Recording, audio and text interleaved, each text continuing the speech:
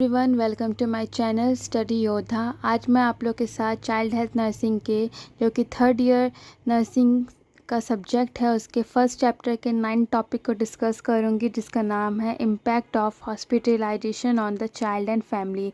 इसमें हम लोग देखेंगे कि क्या असर पड़ता है जब एक बच्चा हॉस्पिटल में एडमिट होता है, उस पर क्या असर पड़ता है और उसके फैमिली में क्या असर पड़ता है। तो इसको हम 2 कैटेगरी में डिवाइड किए हैं, impact on the child and impact on the family. इसको हम लोग एक एक करके डिटेल में पढ़ेंगे। वीडियो को शुरू करने से पहले प्लीज़ चैनल को सब्सक्राइब कर दीजिएगा।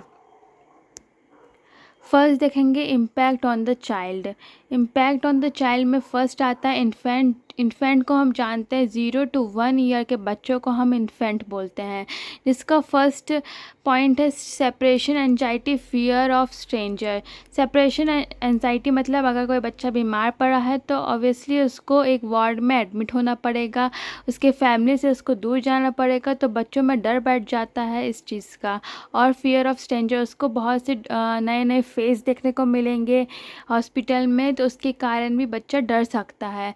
Disruption in feeding, sleeping, bonding.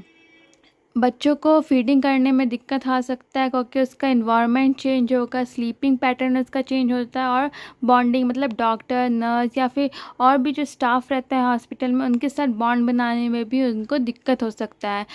Regression, बच्चे को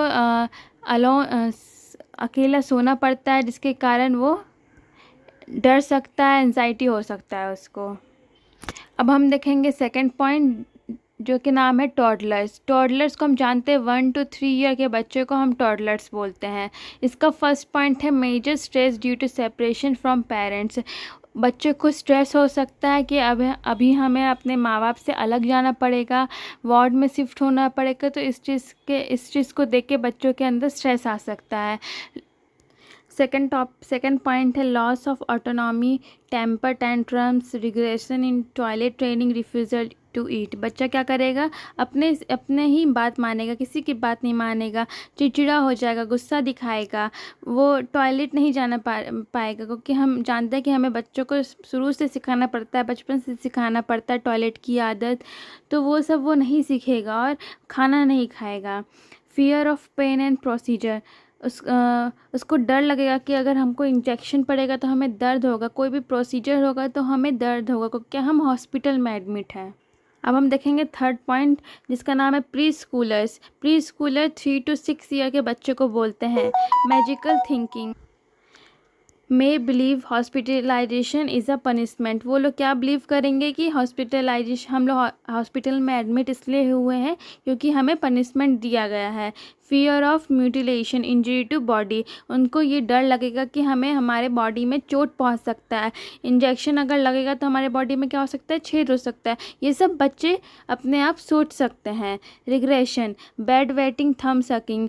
रिग्रेशन के कारण क्या करेंगे, वो जिद के कारण क्या करेंगे, बेड वेटिंग करेंगे, मतलब बेड पे टॉयलेट कर देंगे या फिर अपने अंगूठे को चूसेंगे। बहुत से बच्चों को आप लोग ने देखा होगा थंब सकिंग करते हुए। अब हम देखेंगे फोर्थ, जिसका नाम है school age children. School age children को हम लोग बोलते हैं 6 to 12 ईयर के बच्चों को। इसमें बच्चों में क्या होता है, fear of loss of control, loss of school, peer group. बच्चों को लॉस ऑफ कंट्रोल होता है, मतलब वो किसी की बात नहीं मानेंगे, खुद पे कंट्रोल नहीं रहेगा, मम्मी पापा का बात नहीं सुनेंगे, जिद पना करेंगे। Loss of school, peer group, वो स्कूल नहीं जाएंगे तो उनके दोस्त नहीं बन पाएंगे। पीयर ग्रुप क्या होता है, सेम एज ग्रुप के बच्चे। जैसे कि आप क्लास 4th में, तो 4th क्लास में जितने बच्चे होंगे वो आपके किस में आएंगे, पीयर ग्रुप। आप जिसके साथ खेलते हैं वो किस में आएंगे, आपके पीयर ग्रुप में आएंगे, मतलब एक एज के बच्चे। वरी अबाउट डिसेबिलिटी और डेथ, वो क्या चीज़ की चिंता करेंगे कि हमारे बॉडी में कुछ डिसेबिलिटी हो जाएगा, हम चल नहीं पाएंगे, हम बोल नहीं पाएंगे, ये सब वो सोचेंगे। और क्या उनको सबसे ज़्यादा डर लगेगा कि हमारी डेथ ना हो जाए। मैं cooperate better but still anxious about procedure, वो कॉपरेट तो करेंगे बहुत से प्रोसीजर में, बट फिर भी उनको वो एंसियस रहेंगे, मतलब डर लगा रहेगा उनको। अब हम देखेंगे फिफ्थ में आता है एडोलेसेंट। एडोलेसेंट में 12 to 18 ईयर्स के बच्चे आते हैं। इसमें first point loss of independency and privacy. First point आता है loss of independency and privacy. इसमें बच्चे जो है डिसीजन मेकिंग नहीं कर पाएंगे, जो डेली एक्टिविटीज़ होता है वो नहीं कर पाएंगे और ना अपना प्राइवेसी मेंटेन कर पाएंगे। सेकंड आता है separation from peers and social activity. उनको डर लगा कि हम अपने दोस्तों से अलग हो जाएंगे और सोशल एक्टिविटीज़ नहीं कर पाएंगे। Concern about body image and future. वो अपने बॉडी इमेज को लेके डरेंगे कि हमारे बॉडी ख़राब ना हो जाए या फिर इसके कारण, हमारी बीमारी के कारण हमारा फ्यूचर नहीं बन पाएगा। नॉन कंप्लायंस और रेजिस्टेंस टू ट्रीटमेंट। वो ट्रीटमेंट नहीं करवाएंगे, मतलब नॉन कंप्लायंस मतलब अगर उनको डॉक्टर दवाई खाने बोलेगा तो वो नहीं खाएंगे, वो उनकी बात नहीं मानेंगे और ट्रीटमेंट करवाने में जो है विरोध करेंगे, ट्रीटमेंट नहीं करवाएंगे अच्छे से। तो अगर वो अच्छे से नहीं करवाएंगे तो इसके कारण क्या हो सकता है, वो ठीक जल्दी नहीं हो सकते हैं। अब हम लोग सेकेंड कैटेगरी देखेंगे जिसका नाम है इम्पैक्ट ऑन द फैमिली। पहले हम लोगों ने क्या देखा, इम्पैक्ट ऑन द चाइल्ड में क्या प्रभाव पड़ता है। अब हम देखेंगे एक फैमिली में क्या प्रभाव पड़ता है जब उनका बच्चा एडमिट होता है। तो फर्स्ट देखेंगे पेरेंट्स जो है anxiety, guilt, helplessness about child illness.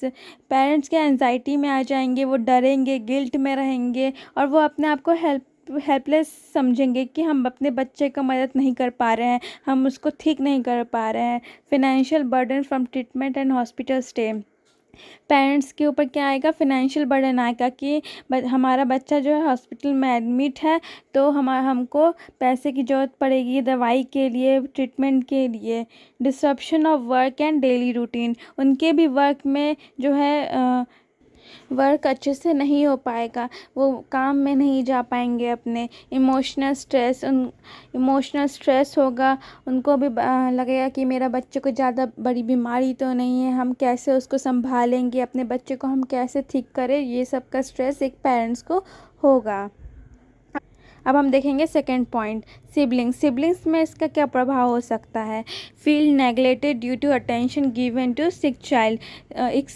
के भाई बहन में क्या होगा, वो सोचेंगे कि हमारे जो बच्चा एडमिट है उसको ज़्यादा अटेंशन मिल रहा है, हमें अटेंशन नहीं मिल रहा है, तो वो ऐसा सोच सकते हैं।